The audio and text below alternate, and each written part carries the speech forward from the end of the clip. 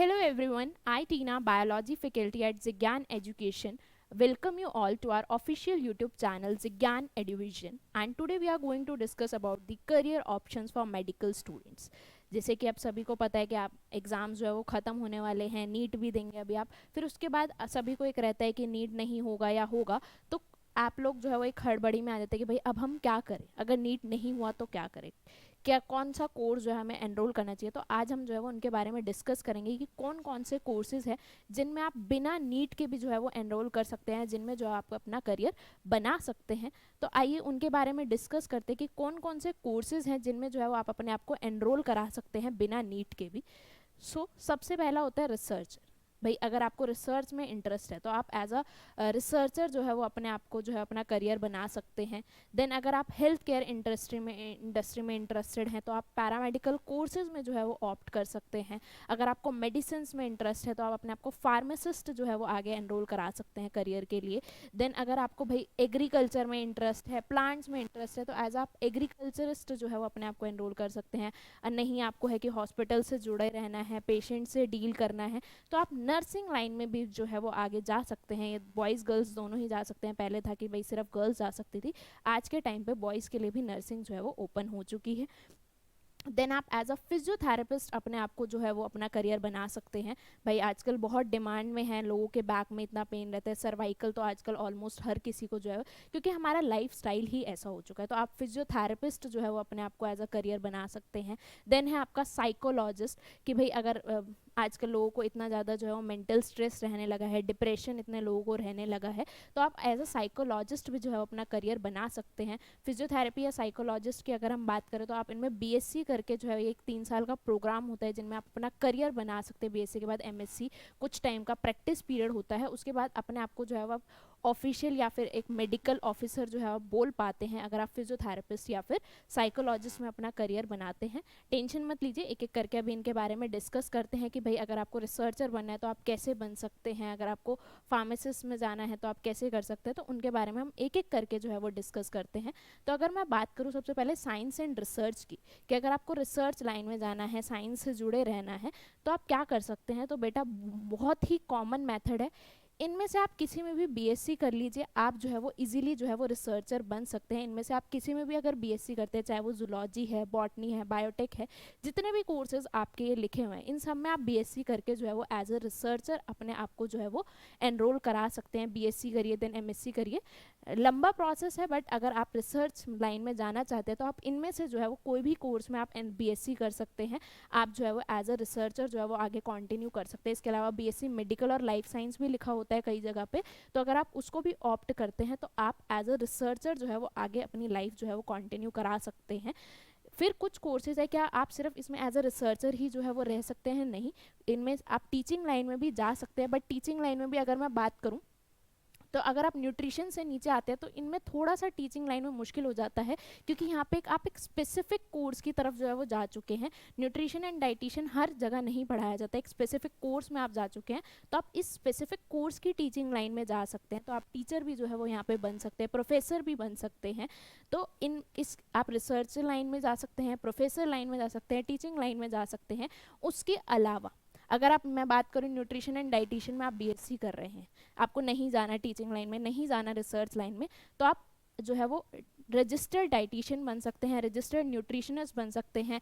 Child care unit में जो है वो आप जा सकते हैं, क्योंकि आजकल हर कोई जो है वो इंटरेस्टेड है अपनी बॉडी को लेके, हर कोई रहता है कि भाई क्या खाएं क्या ना खाएं, हर किसी को। तो आप रजिस्टर्ड न्यूट्रिशन या डाइटिशियन बन सकते हैं, फूड काउंसलर बन सकते हैं।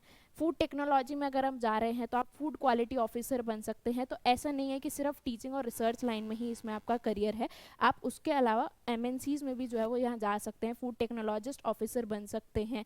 देन फॉरेंसिक में अगर आप कर रहे हैं तो आप क्राइम सीन्स में जहाँ पे नीड होती है वहाँ पे आप क्राइम ऑफिसर बन सकते हैं। तो ऐसा नहीं है कि सिर्फ आप रिसर्च और टीचिंग लाइन में ही जा सकते हैं, और भी लाइन्स है जिसमें आप जा सकते हैं, वो डिपेंड करता है कि आप बीएससी किस में कर रहे हैं। देन हम बात करें पैरामेडिकल कोर्सेज की, तो पैरामेडिकल कोर्सेज बेसिकली ये हेल्थ केयर यूनिट में जो है वो डील करता है। बेसिकली डॉक्टर, ऐसा नहीं है कि मेडिकल लाइन सिर्फ डॉक्टर से ही है, डॉक्टर्स भी जो है वो 10 तरीके के आपके टेस्ट लिखते हैं, तो उन टेस्ट को परफॉर्म करने के लिए कौन से कोर्सेज करने होते हैं या जो वो टेक्नीशियंस होते हैं वो कौन सा कोर्स करके बैठे होते हैं, तो वो बेटा यही पैरामेडिकल कोर्सेज होते हैं जिन्हें वो ऑप्ट करते हैं। जैसे अगर हम सबसे पहले बात करें कार्डियोवेस्कुलर टेक्नोलॉजी की, तो जितने भी आपके हार्ट से रिलेटेड जो भी टेक्नीशियंस होते हैं जो ईसीजी को रीड करते हैं, ईसीजी परफॉर्म करते हैं, तो वो बेसिकली इसी कोर्स को जो है वो करके आए होते हैं, कार्डियोवेस्कुलर टेक्नोलॉजी को। तो जितने भी आप एमआरआई कराते हो वो क्या कर रहे हैं, वो बेसिकली आपका मेडिकल इमेजिनिंग टेक्नोलॉजी कोर्स जो है वो करके आ रहे हैं, तभी वो आपका एमआरआई और सीटी स्कैन जो है वो परफॉर्म कर पा रहे हैं। तो बेटा मेडिकल लाइन सिर्फ और सिर्फ डॉक्टर्स नहीं है, उसके अलावा बहुत सारे हेल्पिंग हैंड्स हैं, और उन हेल्पिंग हैंड्स को करने के लिए ये कोर्सेज होते हैं जिनको आपको करना होता है। जैसे कि अगर हम बात करें मेडिकल लैब टेक्नोलॉजी की, जितने भी आप ब्लड टेस्ट वगैरह कराते हो, यूरिन टेस्ट कराते हो, ये सब कौन परफॉर्म करता है, वो एक्चुअल में मेडिकल लैब टेक्नोलॉजिस्ट होते हैं जो आपका ये टेस्ट परफॉर्म करते हैं। इसके लिए आप बीएमएलटी में ऑप्ट कर सकते हो, डीएमएलटी में ऑप्ट कर सकते हो, उसके बाद जो है वो आप एक मेडिकल लैब टेक्नोलॉजिस्ट कहलाओगे। देन ऑक्यूपेशनल टेक्नोलॉजिस्ट होते हैं, बेसिकली जो आपका जितने भी लोग बोल नहीं पाते हैं उनकी जो साइन लैंग्वेज है या उनको समझना, उसके लिए कौन होते हैं, आपके ऑक्यूपेशनल टेक्नोलॉजिस्ट होते हैं। तो ये कुछ पैरामेडिकल कोर्सेज है जिनमें आप ऑप्ट कर सकते हो और हेल्थ केयर यूनिट में जो है वो आप अपना जो है वो आगे करियर बना सकते हो।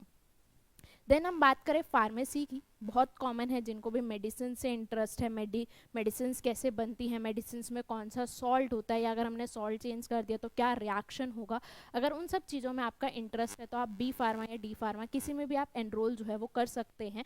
बी फार्मा जो है एक 4 ईयर प्रोग्राम है, डी फार्मा जो है वो आपका 2 ईयर प्रोग्राम होता है। तो आप जो है इनमें एनरोल करने के बाद अपनी खुद की जो है वो शॉप खोल सकते हैं, आपको एक लाइसेंस मिलता है, या फिर आप जो भी फार्मा कंपनी है उसमें जो है वो आप अपना करियर जो है वो आगे बना सकते हैं। देन हम बात करें नर्सिंग की, भाई आप सभी को पता है हॉस्पिटल्स में डॉक्टर्स के अलावा नर्सेज भी होते हैं जो एक इंपॉर्टेंट रोल प्ले करते हैं, जिनको अटमोस्ट पूरी नॉलेज होती है, बस एक वो नहीं होता है कि वही ऑपरेशन परफॉर्म जो है वो नहीं कर सकते हैं। तो आप जो है वो नर्सिंग अगर करते हैं, बीएससी नर्सिंग करते हैं, तो भाई इसको मैंने पहले तो अलग क्यों लिखा है बीएससी नर्सिंग को, बाकी बीएससी के साथ क्यों नहीं लिख दिया, तो बेटा जो बीएससी नर्सिंग होती है एक ऐसा कोर्स है जो दोनों के थ्रू एडमिशन लेता है, नीट के थ्रू भी और बिना नीट के थ्रू भी। तो जितने भी आपके गवर्नमेंट कॉलेजेस है वो सारे नीट के थ्रू जो है वो आपका एडमिशन लेते हैं, जबकि कुछ प्राइवेट कॉलेजेस है जो बिना नीट के भी आपकी जो है वो नर्सिंग जो है वो करा देते हैं। तो अगर आपको नर्स बनना है तो आप बीएससी नर्सिंग में जो है वो ऑप्ट कर सकते हैं। उसके बाद जो है आपका कुछ टाइम का प्रैक्टिस पीरियड होता है, देन आप जो है वो एज अ नर्स जो है वो किसी भी हॉस्पिटल में लग सकते हैं। देन हम बात करें एग्रीकल्चर की, तो अगर आपको प्लांट्स में इंटरेस्टेड है, एग्रीकल्चर ऑफ फील्ड में जाना है, तो आप जो है वो बीएससी इन एग्रीकल्चर कर सकते हैं, हॉर्टिकल्चर कर सकते हैं, प्लांट साइंस कर सकते हैं। तो बेटा ऐसा नहीं है कि इसमें सिर्फ और सिर्फ आप जो है एग्रीकल्चर फील्ड में रहेंगे, आप इसमें जो है वो अगेन रिसर्च असिस्टेंट यहाँ से भी जो है वो बन सकते हैं। देन उसके बाद जो है आपको फूड सेफ्टी ऑफिसर आप इससे भी बन सकते हैं, असिस्टेंट प्रोफेसर बन सकते हैं। तो ऐसा नहीं है कि आप बीएससी इन एग्रीकल्चर कर रहे तो सिर्फ और सिर्फ जो है वो आप एग्रीकल्चर से रिलेटेड जॉब्स में ही जा सकते हैं, नहीं, आप फूड इंस्पेक्टर भी बन सकते हैं अगर आप एग्रीकल्चर में हैं, क्योंकि मोस्ट ऑफ द फूड आपका क्रॉप से ही मिलता है। तो ये कुछ कोर्सेज है जिनमें आप एनरोल कर सकते हो बिना नीट के। सो दैट्स इट, ये थी हमारी आज की वीडियो। आई होप आपको जो है इस वीडियो ने जो है वो हेल्प किया होगा, थोड़ी सी क्लैरिटी आपको मिली होगी। So please like share and subscribe our channel. Thank you so much.